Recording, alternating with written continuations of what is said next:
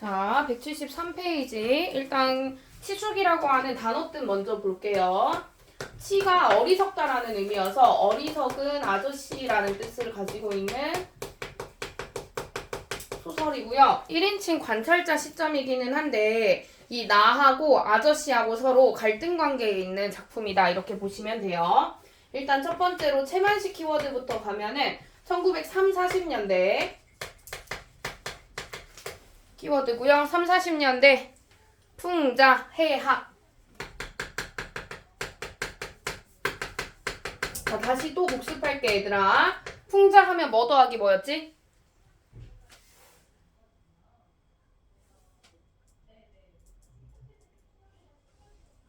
한 키워드만 아무거나. 비판. 뭐 더하기? 해학에 있는 거. 공조. 웃음 플러스 비판. 해학은 무슨 웃음 플러스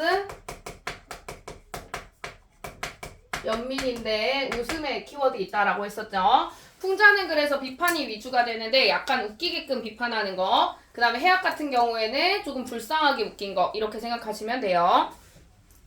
자, 그 다음에 또 판소리 사설체. 판소리 사설체는 서술자가 이제 1인 창자가 되어서 이 모든 이야기들을 다 알고 본인이 서술하는 말투인데 본인이 관객한테 직접 말을 건네는 듯한 말투를 써야 돼요. 그래서 우리가 구어체라고 얘기를 하는데 이제 우리가 말하듯이 그대로 서술을 쭉쭉쭉 진행해 나가는 거라고 보시면 되고 이 작품에서도 나타나긴 하는데 우리 본문에는 없어요. 우리 본문에는 여러분들도 딱 봐도 알겠지만 따옴표가 되게 많죠. 그래서 극적 제시라고 해가지고 직접 보여주는 방식이에요. 그래서 말 그대로 보여주기 방식이기 때문에 서술자가 이렇게 말을 해주는 게 아니에요. 그래서 제시하는 방식이 조금 차이가 있어서 전반부 부분에는 판소리 사설처럼 1인칭인 나가 자기의 어떤 내력이랑 아저씨의 내력 이런 것들을 쭈루루룩 얘기하고 거기에다가 본인의 의견도 덧붙여서 이야기하는 방식이 나와서 그런 부분들이 판소리 사설체다 이렇게 얘기하고 채만식의 모든 작품들에 이 판소리 사설체라거나 풍자 요거는 무조건 들어가 있습니다. 그 다음에 두 번째 서술상의 특징을 먼저 정리를 할 거예요. 자, 여기에서 우리가 얘기할 수 있는 거는 신뢰할 수 없는 서술자라고 하는 개념을 하나 배울 거예요.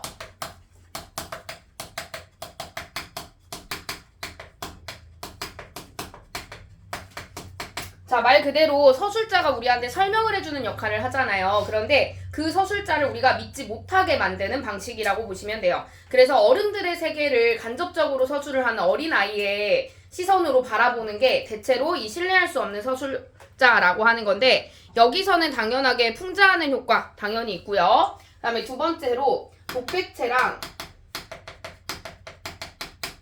대화체가 같이 쓰입니다. 아까 말했던 대로 이 독백체 부분이 전반부 판소리 사설체가 나타나는 부분이에요.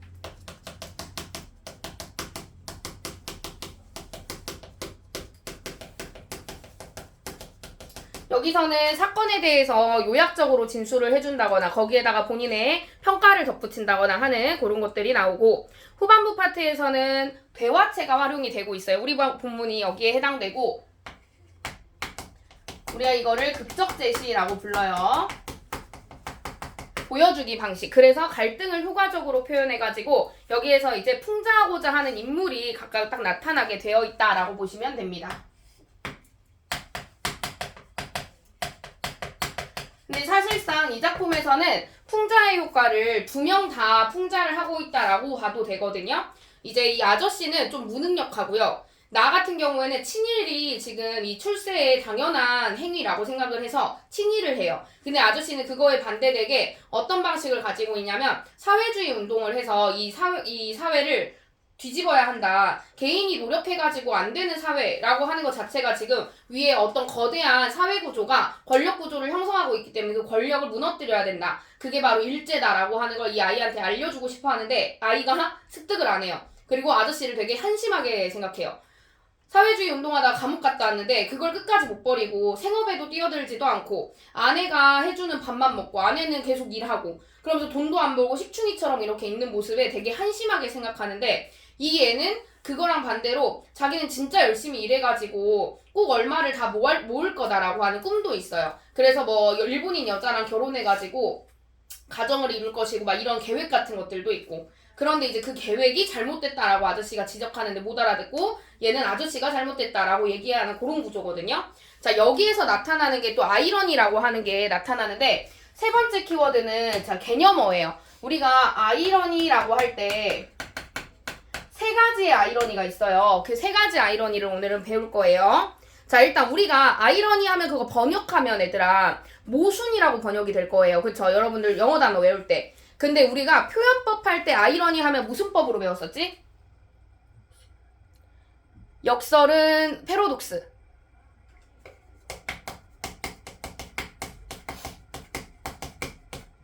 아이러니 하면 뭘로 배웠지 우리? 역설 말고 얘들아. 반어. 그렇지. 그래서 반어법이 언어적 아이러니라고 우리가 부르는 아이러니 중에 하나예요.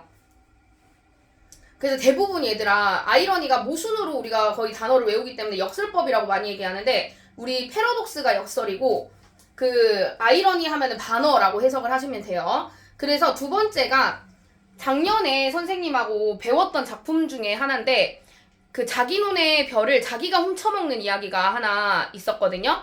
그 내용에서 우리가 상황적 아이러니를 한번 배운 적이 있어요. 기억이 안 나도 괜찮아요. 이 상황적 아이러니는 의도와는 반대되는 결과가 나왔을 때 벌어지는 모순이에요.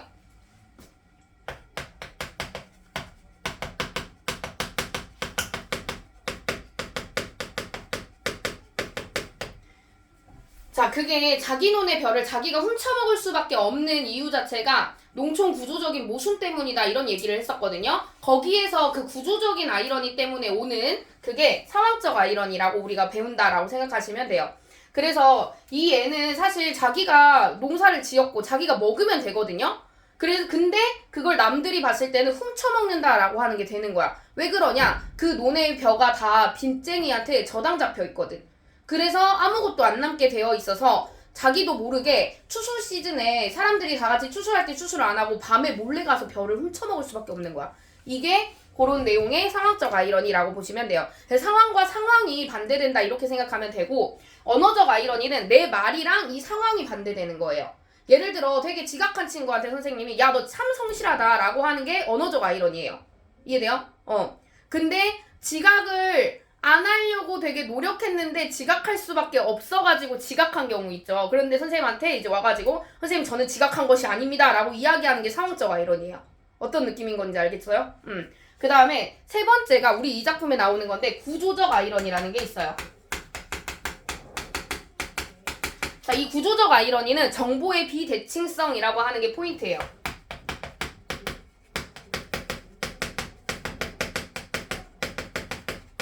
말 그대로 정보가 비대칭적으로 주어진 상황에서 발생하는 아이러니라고 보면 돼요. 그래서 여기에서는 서로 옳다고 주장하는 두 인물이 있는데 우리는 누구 시점에서 보냐면 나의 시점에서 봐요. 그래서 사실상 우리가 이 작품을 다 읽고 나면 누굴 비판해야 오라?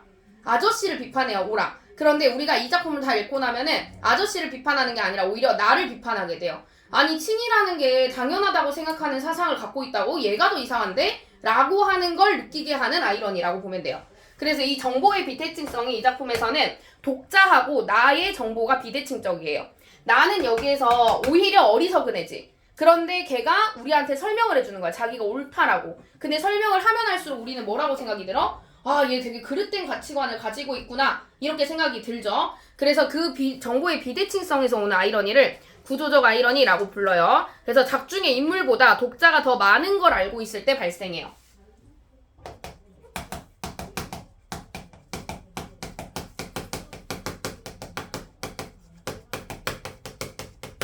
나보다 독자가 가진 정보가 많다라는 점에서 우리 이 작품에서 구조적 아이러니 나타나는구나. 이렇게 보시면 되고 그 다음에 네 번째 이 작품의 갈등 구조. 아까도 얘기했다시피 이 작품에서는 총 3가지의 관점에서 나와 아저씨의 갈등이 나타나요.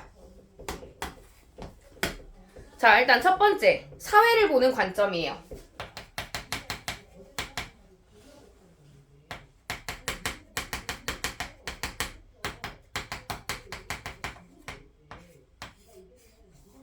자, 나의 사회에 대한 관점은 아까 얘기한 대로 개인의 안위와 영달을 중시합니다.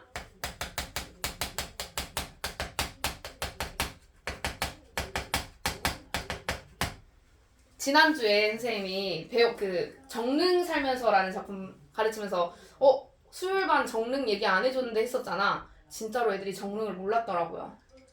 자, 거기서 또 몰랐던 거 하나 알려드릴게요. 여기 영달이라는 단어를 앞에 반이 몰랐거든요. 여기도 감이 잘 안 온다라고 하더라고요. 영달이라고 하는 게 뭐냐면 내 몸을 귀하게 만드는 행위라고 생각하면 돼요. 그래서 명예나 권력이나 아니면 이런 부귀 같은 것들을 추구하는 마음을 영달이라고 불러요. 그래서 자기 자신의 편안함과 자기가 이름을 떨치는 거, 그게 제일 중요하다라고 여기는 애가 나예요. 여기서 근데 포인트는 시대 상황 속에서 민족이나 역사에 대한 관심이 없다라고 하는 거거든요. 그래서 우리가 그걸 역사의식 부재라고 불러요. 그러니까 얘는 초등학교 교육도 사실 못 나온 친구예요. 그러다 보니까 어떤 걸 배웠다거나 하는 게 다 생활에 관련된 것들만 배웠기 때문에 되게 세속적인 인물이라고 생각하면 돼요. 그에 반해 아저씨는 대학도 나왔어요. 그래서 사회적인 모순을 이미 다 알고 있고 사회 모순을 없애려고 타파하기 위해서 사회주의 운동을 하고 있어요.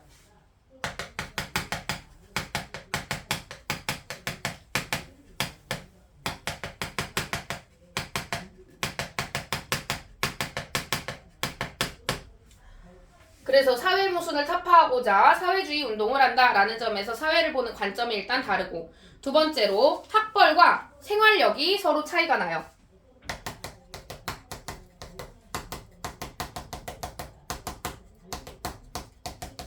방금 얘기한 대로 나는 초등학교도 못 나왔다고 했잖아. 우리가 초등학교를 옛날에는 보통학교 이렇게 얘기를 했어서 보통학교도 나오지 못했어요.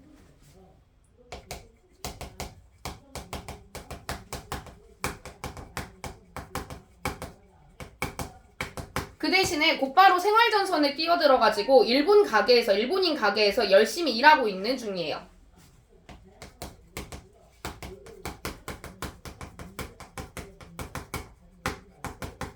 그런데 이 일본인이 본인을 엄청 무시하거든요. 근데 그거를 당연하다라고 여겨요. 조선인을 이렇게 무시하는 건 당연한 거니까 하면서 나는 여기에서 조금 가끔 기분 나쁠 때도 있긴 한데 그걸 티내서는 안 된다라고 얘기해요. 티내지 않고 그냥 이렇게 참고 계속 이렇게 하다 보면은 이 일본인이 나의 평판을 좋게 쳐줘가지고 나중에 나를 다른 곳에 잘 소개도 해줄 것이고 이렇게 더 좋은 쪽으로 발전을 시켜줄 거니까 난 괜찮아 라고 하면서 이 무시당하면서 사회생활을 하는 인물이고, 아저씨는 대학교까지 졸업한 지식인이에요.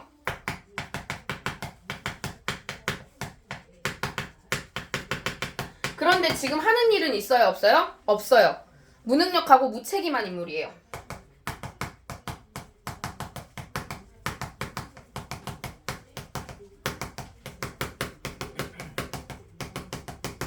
즉 가정생활에 있어서는 무능력하고 무책임한 인물인 거죠. 그래서 오로지 사회적인 어떤 것들에만 신경을 쓰고 자신의 가정을 돌보지를 않는 인물이라고 보시면 돼요. 그 다음에 서로에 대한 생각이에요.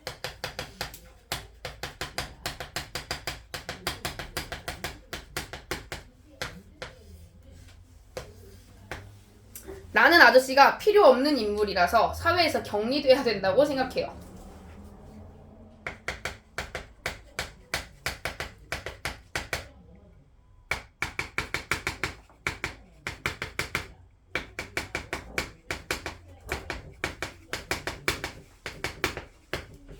자, 아저씨는 개인의 이익만을 추구하는 철없는 속물이라고 여겨요.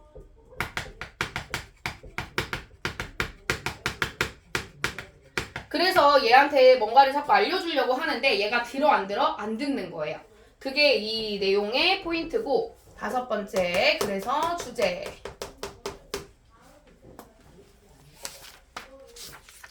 현실 수능형 인물인 나와 몰락한 사회주의자인 아저씨와의 갈등이에요.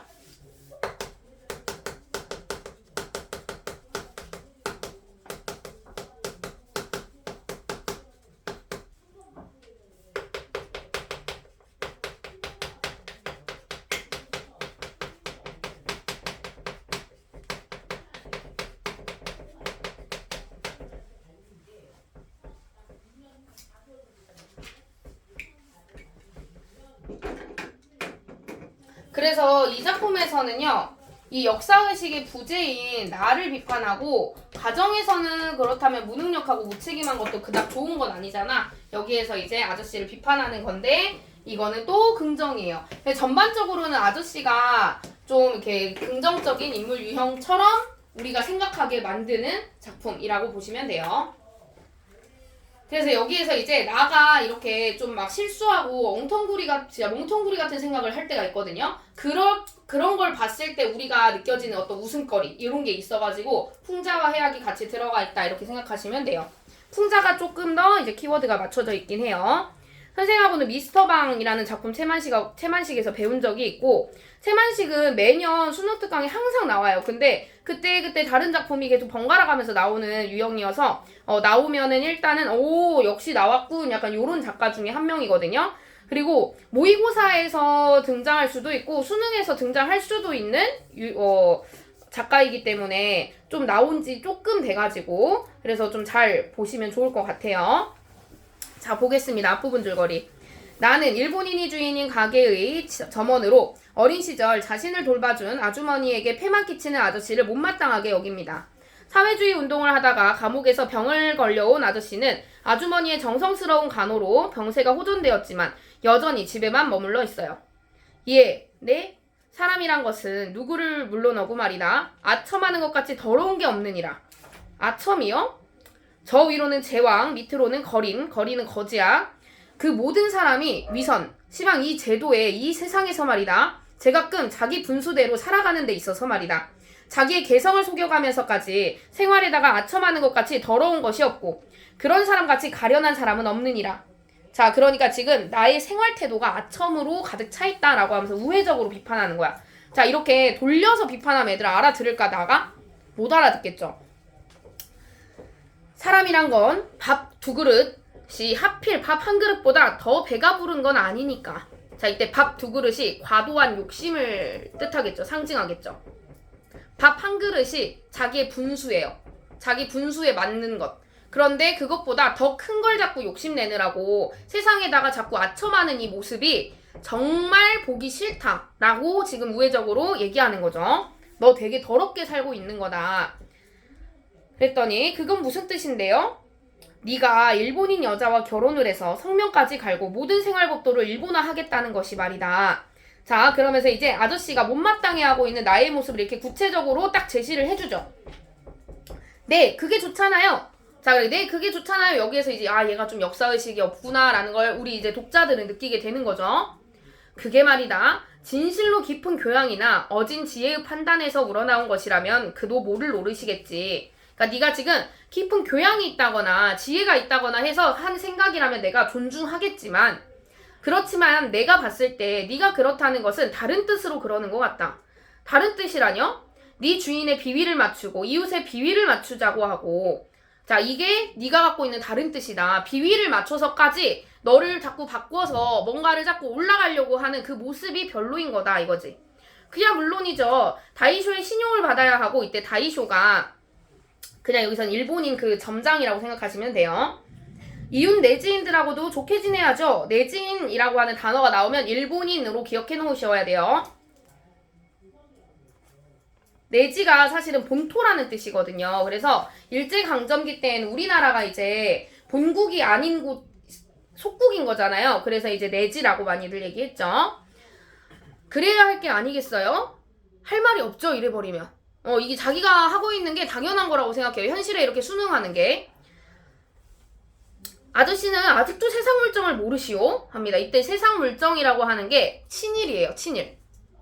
친일을 해야 하는 세상인 걸 아저씨 진짜 모르세요? 나이는 나보다 많고 대학교 공부까지 했어도 일찌감치 고생살이를 한 나만큼 세상 물정을 모릅니다. 시방이 어느 세상인데 그러시오? 그러니까 지금 일제시대인데 당연히 일본한테 친일을 해서 잘 보이는 게 제일 중요한 거 아니겠냐? 예, 네? 네가 방금 세상 물정이라고 했지? 네. 앞길이 환하게 트였다고 했지? 네.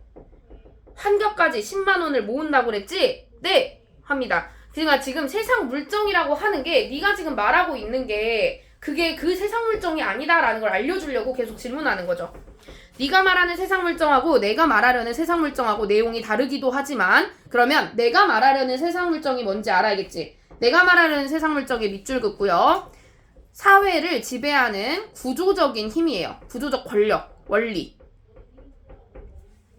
사회를 지배하는 구조, 지배구조, 그 원리.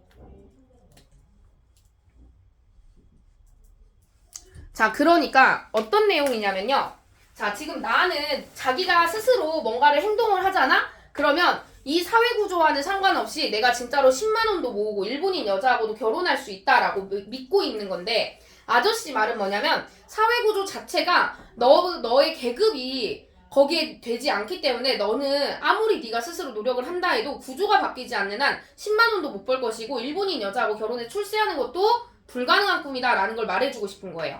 이해돼요? 자, 그래서 네? 하니까 그 세상 물정이란 게 그야말로 그리 만만한 게 아니다 하니까 네? 합니다. 사람이란 건 제 아무리 날고 뛰어도 이 세상에 형적 없이, 형적은 형상이나 자취야. 형상이나 자취 없이 그러나 세차게 쭉 흘러가는 힘. 그게 말하자면 세상 물정이겠는데 그러니까 사회 구조를 나타내는 거야. 이 세상 물정이. 결국 그것의 지배하에서 그것을 따라가지 별 수가 없는 거다. 네? 쉽게 말하면 계획이나 기회를 아무리 억지로 만들어 놓아도 결과가 뜻대로 안 된단 말이다. 자, 이 말이 뭔 말이야? 개인은 세상 물정을 거스를 수 없다. 이거야. 그 세상 물정이라는 말을 쌤이 아까 뭐로 바꾸면 된다 그랬어? 사회 구조, 거대한 구조, 힘, 원리 이런 걸로 바꾸면 돼요. 그러니까 그것을 거스를 수 없다라는 거죠. 젠장 아저씨도 요전에 낑구라는 잡지에서도 보니까 나폴레옹이라는 서양 영웅이 그랬답디다. 자, 이때 나폴레옹이 나가 지향하는 가치관이에요.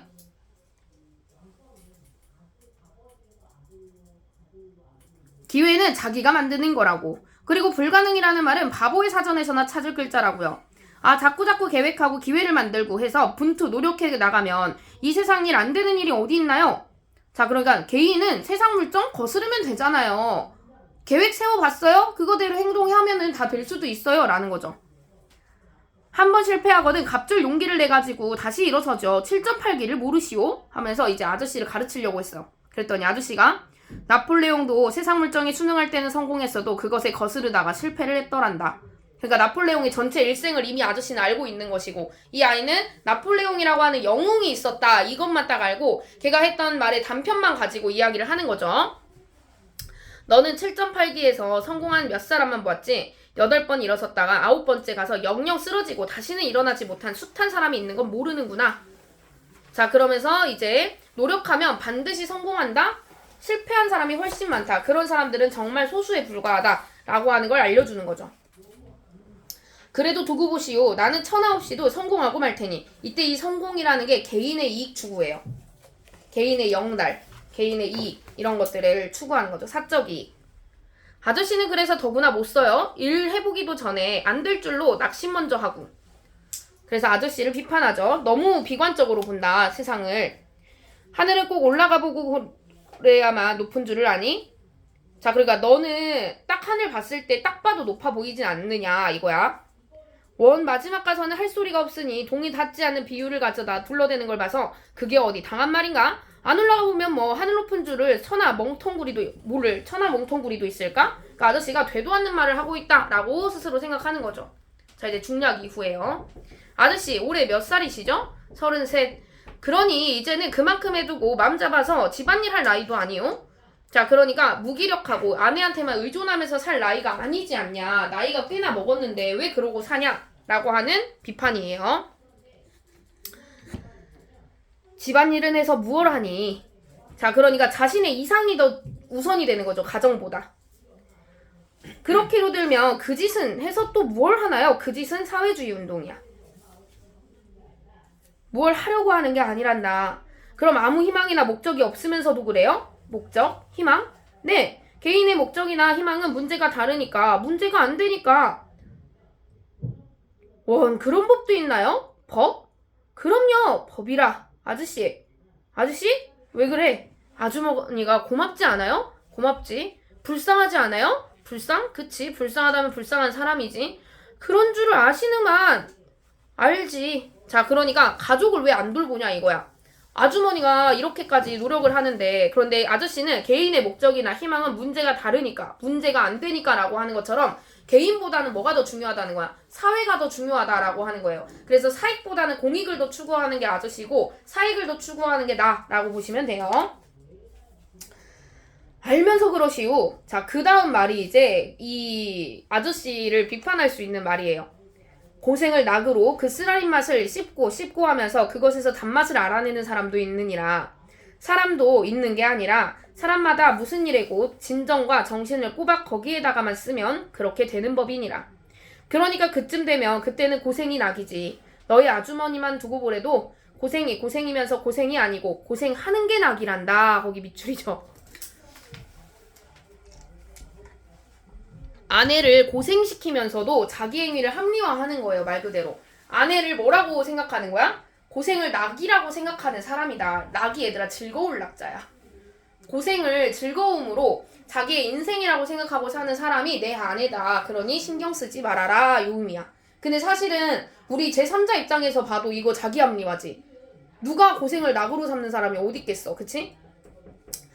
그렇다고 아저씨는 그걸 다행히만 여기시우? 아니, 그러거들랑 아저씨도 아주머니한테 그 은공을 덜어는 갚아야 오를 게 아니오.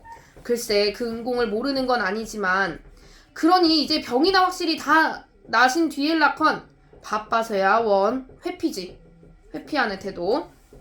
글쎄 이 한다는 소리 좀 보죠. 시침이 뚝 따고 누워서는 바쁘다는군요. 그러니까 하루 종일 누워만 있는 사람이 뭐가 바쁘다는 건지.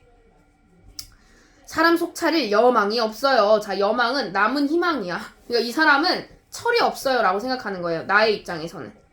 그저 어디로 되나 손톱만 치도 쓸모없고 남한테 사패만 끼치고 패만 끼치고 세상에 해독만 끼칠 사람이니 뭐 하루바삐 죽어야 돼요. 죽어야 되고 또 죽어서 마땅해요. 그런데 글쎄 죽지를 않고 꼼지락꼼지락 도로 살아나니 성화라고는. 네. 자, 그러니까 아저씨는 세상에서 죽어야 될 존재인 거지. 내가 느끼기에. 요렇게 되는 소설이다 이렇게 보시면 돼요.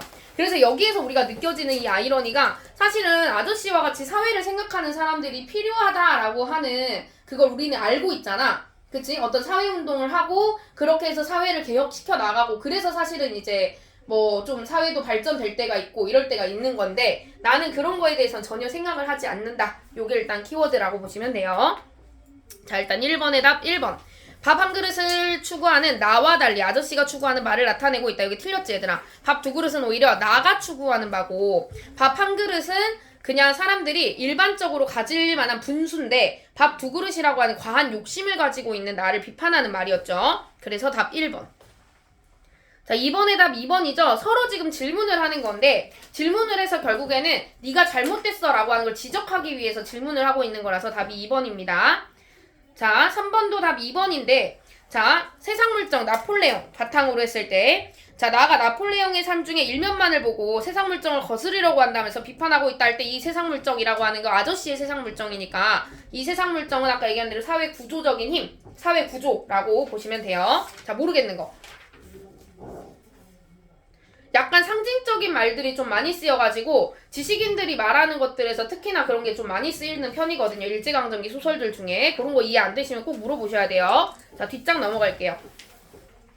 4번의 답 4번입니다. 아저씨가 자기 아내의 고생이 고생이면서 고생이 아니고 고생하는 게 낙이라고 생각하는 것에서 자, 그가 자신의 경제적 무능을 여기 X 당대 사회 탓으로 돌리며 X 자신의 경제적 무능을 사회 탓으로 돌리며 여기가 틀렸고 무책임하게 회피하려는 태도는 맞아요. 가정에 무신경한 본인의 모습을 무책임하게 회피하려고 하는 핑계라고 보시면 돼요. 그래서 답이 4번이죠. 자, 모르겠는 거. 이게 다 또 여기도 역시나 소설이다 보니까 거기에 있는 어휘들 다 나와 있었지 얘들아. 이 밑에. 근데 내용일치로 항상 가셔야 돼요. 소설은 고기 문제. 그러면 여기까지 하고 앞으로 넘어와서 시 들어갈게요. 현대시 4번 할 거여서 90페이지 갑시다.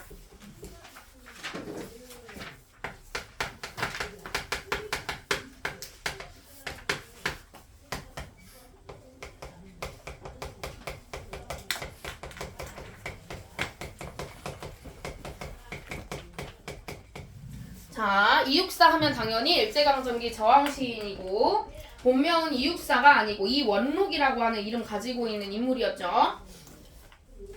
이육사가 우리 죄수번호 264번으로 이제 대구은행 폭파 사건 때문에 받게 된 수인 번호를 그대로 본인 필명으로 사용한 작가라고 보시면 되고, 저항시인 중에서도 우리 윤동주랑 이렇게 이육사 계보 있다라고 했었죠. 자, 윤동주 이육사 할 때 이육사 같은 경우에는 의지적이다. 그래서 행동을 밖으로 표출하는 인물 유형이었고요. 그 다음 지사적이다. 자, 지사적이다 라고 하면은 뜻이 있는 선비.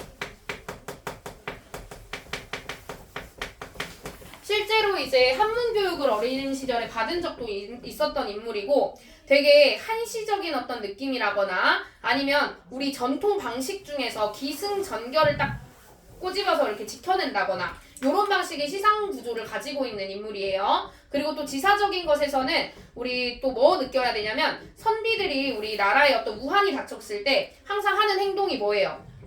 이 사회를 어떻게든 조금 더 나아지게 하려고 본인을 희생해요. 옛날 선비들이 보면은 의병 운동 같은 것들도 막 일으키고, 전쟁 나면은 원래 붙들던 그 손으로도 다 총칼 들고 싸우고 하잖아요. 그런 의식을 가지고 있는 게 지사라고 보시면 돼요. 그래서 지조와 절개 이런 것들이 좀 키워드가 됩니다. 사실 이 작품은 작년에 우리가 배운 적 있긴 하거든요. 근데 잘 기억이 안 나시겠죠? 자, 그래서 두 번째 키워드로 가서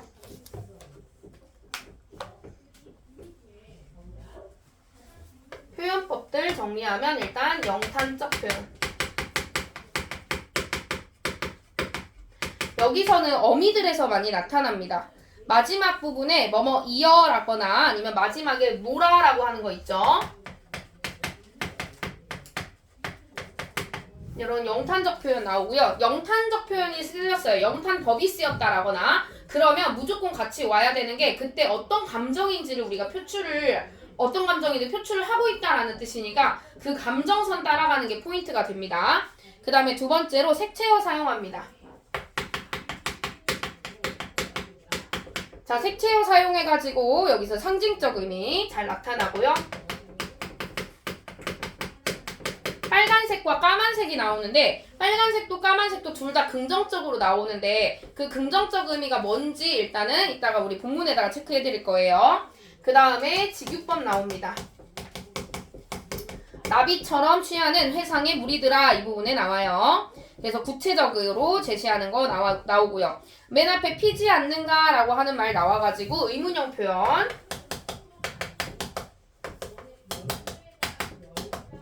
자, 봐봐 얘들아. 오히려 꽃은 빨갛게 피지 않는가 라고 하는 거 의문형 표현은 맞죠? 근데 여기에서 뭐 하려고 의문형 표현 썼냐면 강조하려고 의문형 표현 썼거든요. 답이 이미 정해져 있어요. 그죠? 꽃은 이미 피더라 이거거든? 그래서 여기 무슨 법이지? 그렇지, 서리법이죠.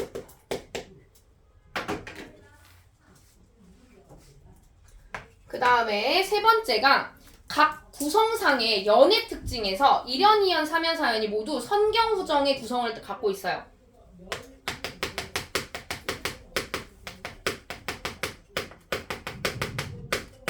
선경후정이라고 하면은 앞부분에서 먼저 경이라고 해서 우리가 경치를 얘기해요. 보여지는 것들, 감각적인 거 먼저 서술한 다음에 그 뒤에 본인 감정 표출하는 구조예요. 그래서 모든 연의 1에서 3행이 선경이고 4행이 후정이에요.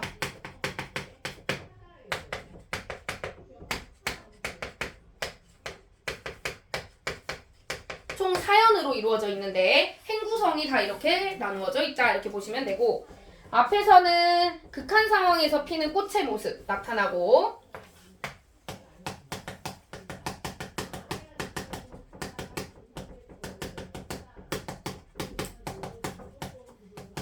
그래서 쉼 없는 날이여 해가지고 거기에서 영탄 사용해서 거기서 피우려는 의지,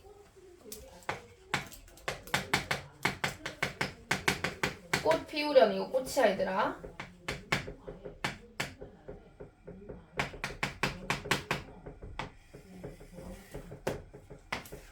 나타나고요.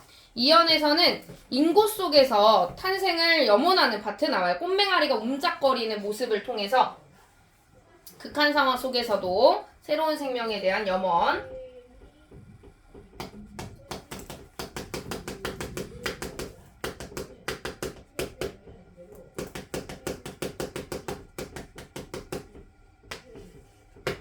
극한 상황 속에서도 새 생명이 피어나는 거 나타내고 거기에서 나오는 거 밝은 미래의 희망.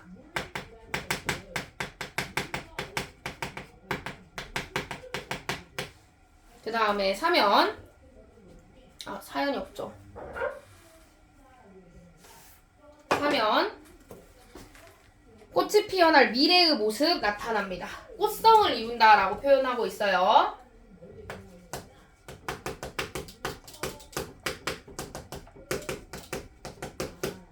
자, 미래의 모습 나타나고 미래에 대한 기대와 기쁨 나옵니다.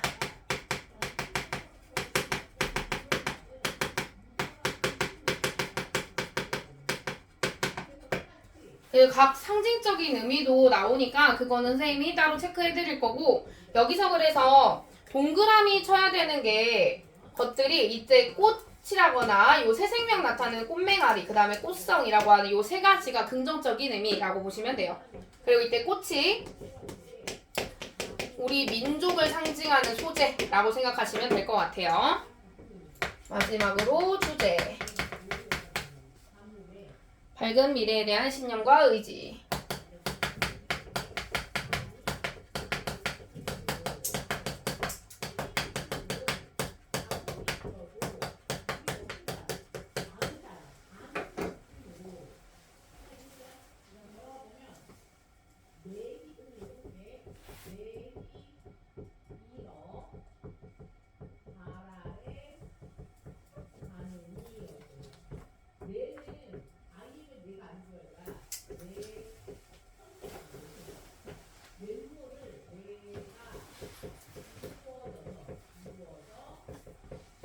자, 작품으로 같이 들어가 볼게요. 동방은 네, 이제 얘들아, 동방이 어느 나라일까?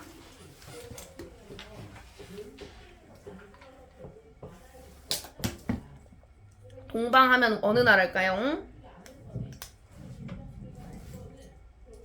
대서봐? 응. 그렇지, 우리나라. 동방 하면은 우리나라예요. 동쪽 나라. 하늘도 다 끝나고 했으니까 세모. 극한의 상황이죠. 공간이 이제 하늘이 끝나버린 공간이래요. 비 한 방울 내리지 않는 그때라고 해서 시간도 그때가 여기서 세모죠. 생명력을 잃어버린 시간. 얘도 오히려 꽃은 이때 꽃의 동그라미. 빨갛게라고 돼 있지. 그러면 이 빨갛게가 생명력을 상징하는구나. 그래서 아까 얘기한 대로 색채어 사용해서 상징적 의미 드러낸다라고 했었죠. 강렬한 어떤 생명력을 이렇게 의미하고 있어요.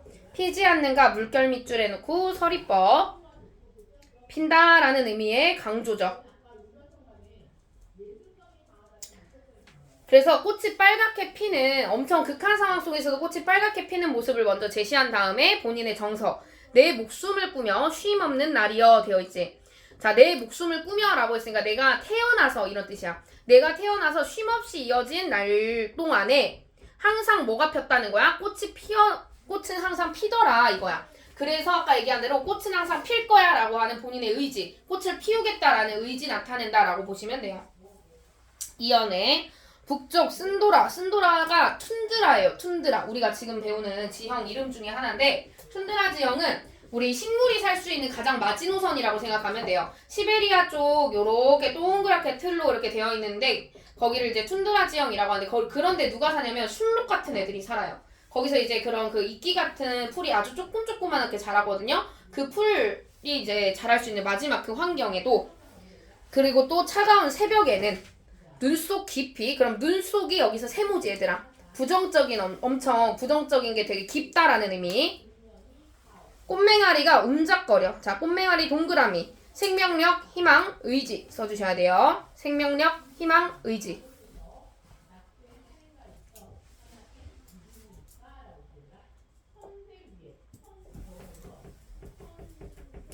제비떼 까맣게 날아오길 기다리나니. 그럼 제비떼가 동그라미. 자, 봄을 의미하고요. 밝은 희망을 나타내요.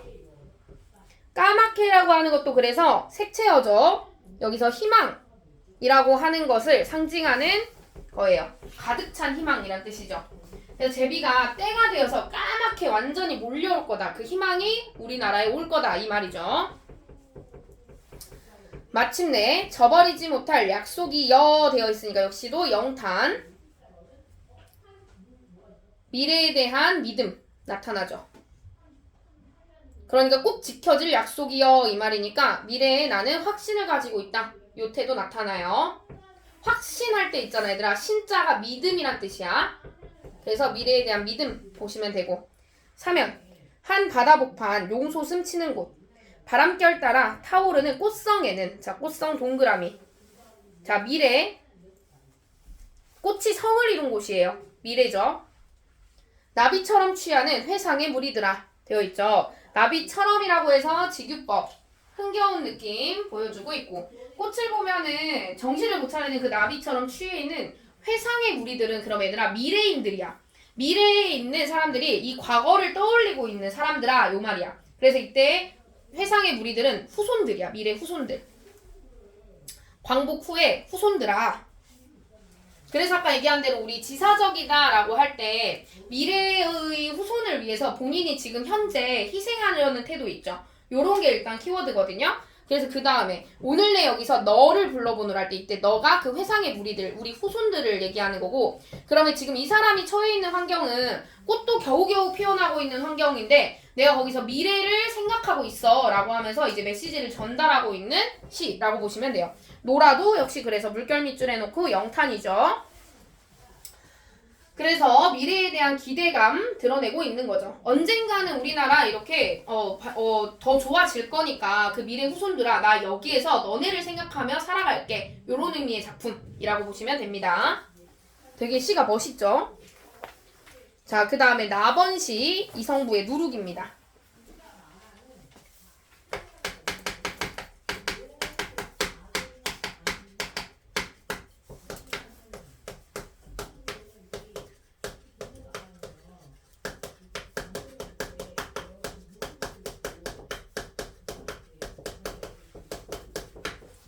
이성부 하면은 60년대, 70년대, 80년대 요렇게 되고요. 그때 참여시 계열 작가고 민중시 계열 작가입니다. 자, 민중시라고 하면은 그때 민중들의 저력을 믿어요 하는 시들이에요. 그래서 우리가 저때 뭐가 많이 일어나 얘들아? 민주화 운동, 민주화 투쟁 이런 것들이 일어난단 말이야. 그래서 그것들을 이제 응원해주는 시들이라고 생각해 주시면 될 것 같아요. 자, 여기서는 누룩이라고 하는 소재가 이제 우리 시민들을 상징해요. 민중을 상징하는데 누룩으로 이 어떤 식으로 이제 술이 만들어지는지 설명을 일단 드릴게요. 누룩은 우리 전통주 만들 때 사용하는 발효제 역할하는 애예요. 그래서 어떻게 생겼냐면 약간 꾸리꾸리한 냄새 나고 동그란 원판처럼 이렇게 팔아요. 그러면 우리가 이제 술을 막걸리를 빚을 거야. 그러면 일단 쌀 있죠. 쌀을 미친 듯이 씻어야 돼요. 쌀뜨물이 아예 안 나오게. 그 불리면서 계속 씻어요. 그래서 한 70에서 80번 정도 씻으면은 쌀뜨물이 전혀 안 나오고 맑은 물만 나오거든요. 그러면은 그걸 또 불려. 그래서 다시 물을 버리고 쌀을 이제 항아리에다 담아. 여기다가 이렇게 쌀 담아 밑에다 깔아. 그 위에다가 누룩을 올려.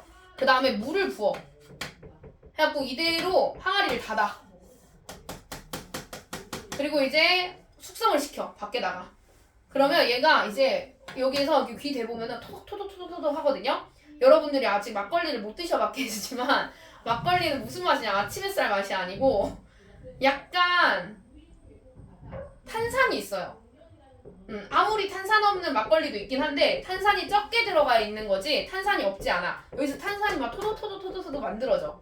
그리고 나면은 이제 이 누룩이 이 쌀알이랑 만나서 둘 다 서로 흐물어져요. 완전히 거의 다. 왜냐면 쌀도 불려져 있고 이렇고 발효제가 들어가니까 얘네가 이제 완전 사가서 없어져 그냥. 그래서 이제 거의 위에 뜬 물이 이렇게 물도 엄청 많아지거든요. 그러고 나서 이제 이거를 체에 걸러요. 그리고 나서 먹으면은 막걸리. 그냥 체에 걸렀는데 그 위에 뜬 술만 따로 떠가지고 하면 청주. 이렇게 되는 거고 여기 밑에 있는 이 쌀알도 같이 먹는 게 동동주. 이렇게 되는 술들이에요. 나중에 내년이네요. 내년에 한번 드셔보세요. 선생님이 개인적으로 선생님은 막걸리를 엄청 좋아하거든요. 그래서 선생님이 막걸리를 그 좀 전국에서 유명하다는 막걸리들을 코로나 때 주문을 해서 막 다 먹었었어. 집에서. 그때 이제 술집이 운영을 안 했었거든요. 근데 선생님이 술을 좋아하는 편인데 그래서 선생님이 그때 이제 집에서 친구들을 불러서 그땐 집 말고는 이제 술을 먹을 수가 없으니까 집에 불러가지고 막 먹는데 맨날 먹는 술 먹으면 좀 지루하잖아. 그래가지고 막 전국에 막 유명하다는 막걸리들이 막 그때 갑자기 선생님이 막 눈에 꽂힌 거예요. 근데 왜 그랬는지는 모르겠는데 그래가지고 그 막걸리들을 막 미친 듯이 주문을 해서 맨날 근데 그 막걸리가 이제 너네도 나중에 알게 될 건데 유통기한이 진짜 짧아.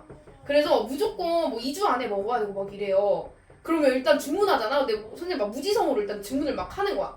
그럼 막 이게 자꾸 유통기한에 임박하면은 막 먹고 싶지 않아도 친구들을 불러서 계속 술을 막 먹었었던. 그래서 선생님이 먹었던 것 중에 되게 맛있었던 게 서울에서 만든 서울 막걸리라는 게 선생님이 묵직한 걸 좋아하거든? 가볍고 막 이렇게 탄산 있고 이런 거 별로 안 좋아해. 그게 진짜 맛있었고 되게 단 술도 있었고 막 이랬어요. 그래서 되게 맛이 엄청 다양하더라고요. 근데 선생님이 대학 때 선배가 양조장을 하셔가지고 인천 양조장 이제 그 선배님이 한 분 계셨는데 그분이 그때 뭘 갖고 오셨었냐면 이제 막 만들어져가지고 숙성이 안 된 막걸리 있지. 그거를 막 이렇게 큰 무슨 진짜 뭐라고 해야 되지? 약수통 물? 그 약수통 가져갈 때 그 물 있지. 그 물통에 가지고 오신 거야. 그래서 그걸 먹었었는데 그게 정말 맛있었어. 되게 하나도 약간 탄산도 없고 그래서 그 양조장 가가지고 현지에서 먹는 게 제일 맛있다고 하더라고요. 그래서 그거를 비슷하게 먹을 수 있는 가게가 있어 얘들아. 그 술집 중에 선생님 여기도 좋아하는 느린마을 양조장이라고 느린마을 막걸리라고 하는 브랜드가 있는데 그게 이제 술집으로 그냥 양조장이라고 하는 게 있어요. 그래서 거기에 계절별로 봄, 여름, 가을, 겨울을 선택해서 먹는 건데 숙성 정도야. 그러니까 봄이 이제 막 한 막걸리, 가을, 여름이 조금 그 다음, 가을이 그 다음 막 이렇거든. 봄이 진짜 맛있어요. 봄, 가을이. 나중에 꼭 드셔보세요. 선생님이 근데 이게 너네도 들어봤는지 모르겠는데 수치가 엄청 심하다고 하거든 막걸리가. 그래서 선생님이 다행히 막걸리에 수치가 없어가지고 막걸리를 엄청 많이 먹어요. 근데 친구들이 안 먹어줘. 수치가 심해가지고. 아무튼 그런 거고 일단 두 번째 일단 키워드 의문형어미 반복하고 의인법 사용됩니다.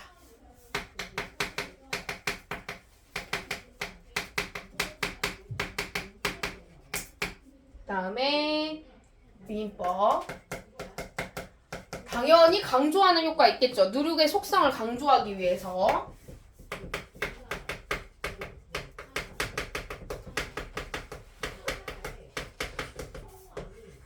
그래서 세 번째, 여기서 나타나는 누룩의 속성이에요. 시간이 흐를수록 누룩이 변해가는 모습이 여기서 포인트인데 아까 얘기한 대로 누룩이 민중 상징한다고 했죠.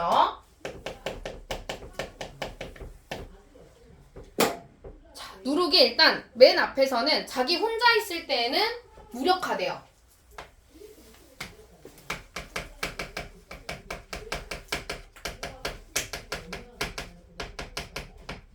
자, 자기 혼자 무력한 모습. 여기에서는 혼자서는 나약한 존재다라고 하는 걸 나타내줘요. 자, 이 작품이 1980년대 독재 시기에 만들어졌거든요. 그래서 이때가 1980년대 독재 시기를 보여주는 부분이라고 보면 돼요. 그래서 고통과 시련을 겪게 되는 그런 나약한 모습에 있다가 알맞은 바람과 좋은 물을 만나면 연대를 하게 돼요.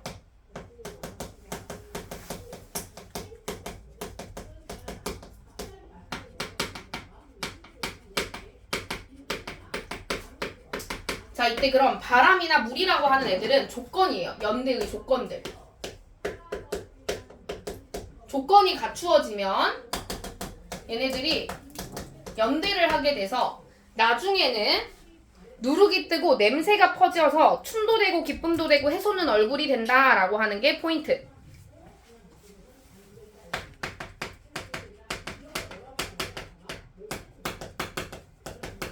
그래서 마지막에도 보시면 냄새 퍼지나니 이렇게 끝난단 말이야. 그래서 여기가 희망찬 미래를 나타내요. 새로운 희망.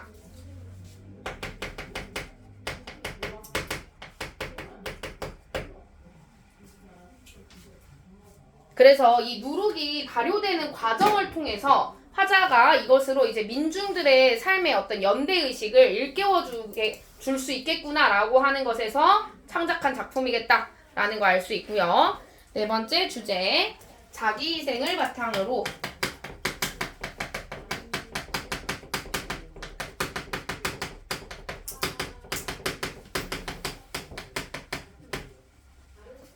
새로운 시대를 만드는 민중의 저력.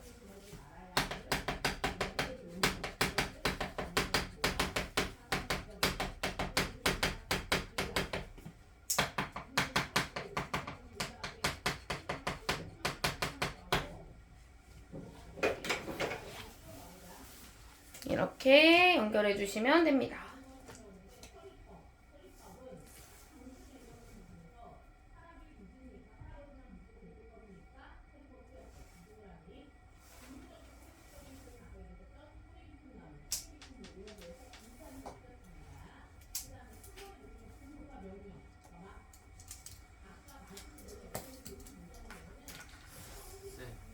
저기 두 번째 연대, 좋은 알맞은 바람, 좋은 물. 좋은 술이 아니었어요? 좋은 물. 그러면 술이 되는 거야. 누룩이 술이 되는 거.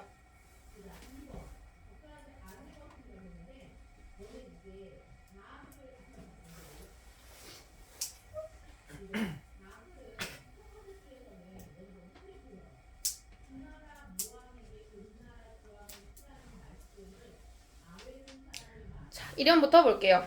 누룩 한 덩이가 뜨는 까닭을 알겠느냐? 여기 물어보죠. 자, 누룩은 아까 얘기한 대로 발효제예요. 여기서 민중 상징합니다. 자, 이렇게 뜨는 이유가 뭘까라고 하는 걸 알려주는 건데, 좋은 조건, 좋은 바람 이런 것들을 만나가지고 결국엔 술이 되기 위해서 뜨는 거야. 그럼 이때 술이 결국에는 그 새로운 어떤 세상, 좋아진 세상을 의미한다. 이렇게 연결해 주시면 돼요. 그래서 누룩에다가는 민중 체크해 주시고, 알겠느냐 물결 밑줄 해주시고, 운율 형성, 속성 강조.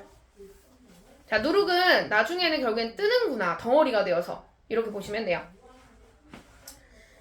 지 혼자 무력함에 부대끼고 부대끼다가, 자, 이때 무력하다라거나 그 밑에 어디 한 군데로 나자빠져 있다거나 요런 말들 보면은 되게 약간 얘네가 힘이 없는 거지. 자, 근데 부대끼고 부대낀다라고 하는 게 실현, 고난, 반복법 써서 강조하는 거죠. 실현이나 고난을 강조합니다.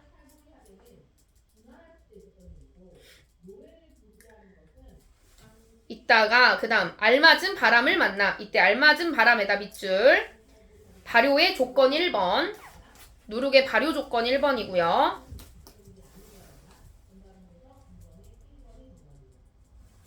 살며시 더운 가슴 되어있지. 더운 가슴이 조건 2번이야. 그러니까 약간 조금 온도가 올라가야 돼. 그 사랑을 알겠느냐. 자, 그러니까 이때 바람을 만난다라고 하는 만남이 연대의식을 의미할 수 있거든요. 그래서 이렇게 다른 애들이랑 만나게 되면은 점점 뜨거워지고 그게 사랑이 되는 걸 너네 아느냐 이거야. 그 다음에 2연. 오가는 발길들 여기 멈추어. 밤새도록 우는 울음을 들었느냐. 그럼 밤새도록 우는 울음은 부정적인 의미지 얘들아. 청각적인 심상이면서 부정적인 의미, 민중의 고난, 실현 고난 의미하고요. 들었느냐. 지 혼자서 찾는 길이 여럿이서도 찾는 길임을. 자, 그러니까 개인의 소망이 결국 모두의 소망임을 이 말이야.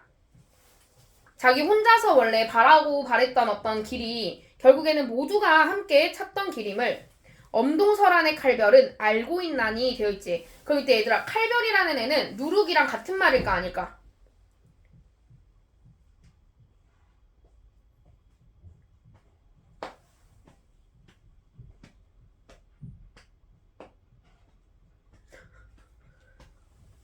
같은 말인 것 같아? 아닌 것 같아 얘들아? 아닌 것 같죠? 누룩이랑은 또 다른 의미인 것 같지? 왜냐면 엄동설안의 칼별이라고 하는 애는요. 엄동설안은 일단 부정적 현실, 암울한 현실, 암담한 현실. 칼별은 그 가운데 떠있는 별을 나타내요. 그래서 이 암담한 현실에서도 볼 수 있는 별이라는 의미에서 희망을 나타내요. 여기서는 외부의 희망.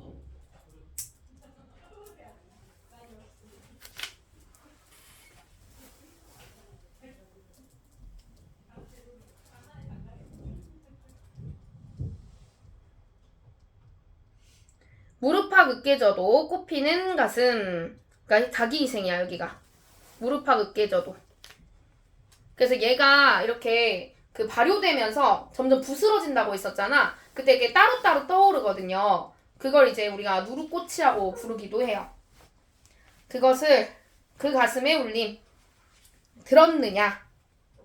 그래서 여기서도 똑같이 울림이라고 해가지고 청각적인 심상 사용해서 얘네들이 이 칼별이 알고 있으니까 너네를 희생해서라도 뭔가를 위해서 희생을 해도 되게 가슴에서 울림이 일어나게 될 거다. 요 의미야.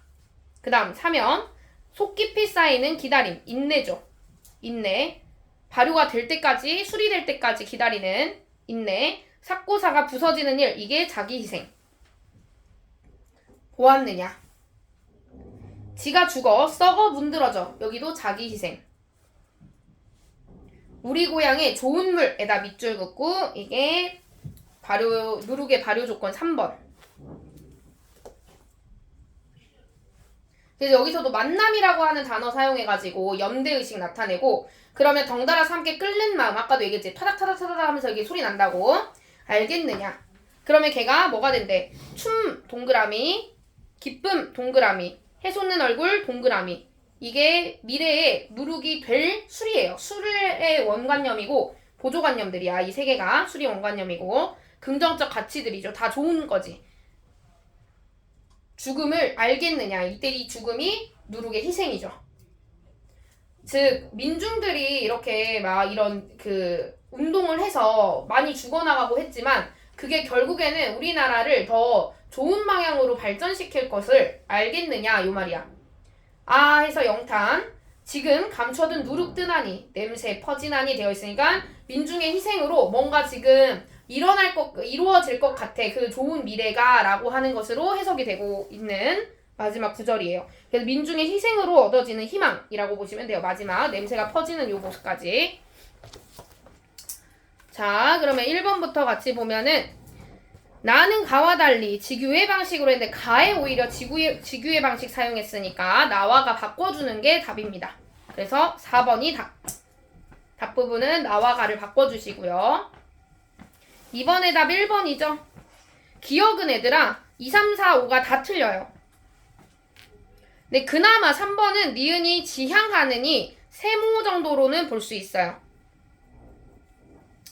자 누룩이 그냥 사실 수리되기 전에 민중의 상태라고 보면 되거든요. 이제 민주화 운동이 일어나기 전의 상태? 근데 결국에는 이 누룩이 수리될 수도 있기 때문에 지향하는 바라고 볼 수도 있어서 여기 제외하고는 나머지가 다 4번은 맞아요. 그리고 미래를 짐작하게 한다. 화자의 미래. 그래서 마지막에 냄새가 퍼지고 이러면 춤도 되고 기쁨도 되고 해서는 얼굴이 될 거니까 그래서 4번은 맞는 말. 니은이. 나머지는 다 X. 그 다음에 3번 문제 답 4번입니다. 나의 지가 썩어 죽어 썩어 문드러져는 누룩이 뜨는 과정에서 벌어지는 일을 나타내는 것. 여기 맞지 일단 얘들아. 자 여기서 일단 끊어줘야 되고 여기서 어디서 끊어야 되냐면 문드러져는이 요게 맞는지 일단 처음에 확인해야 돼. 군부 독재 하에 불이한 현실 상황이라고 하는 게 우리 보기에 나와 있었고요. 화자가 느끼는 무력감 여기 틀렸지. 자 누룩이 뜨는 과정에서 벌어지는 일이기 때문에 이 누룩의 희생을 상징한다 이렇게 봐야 돼요. 근데 희생이라는 키워드가 아예 보기에 없었어요 사실은. 요 정도까지 볼 거고요. 시간 관계상 일단 오늘은 여기까지 하고 10분 정도 쉬었다가 독서 할게요.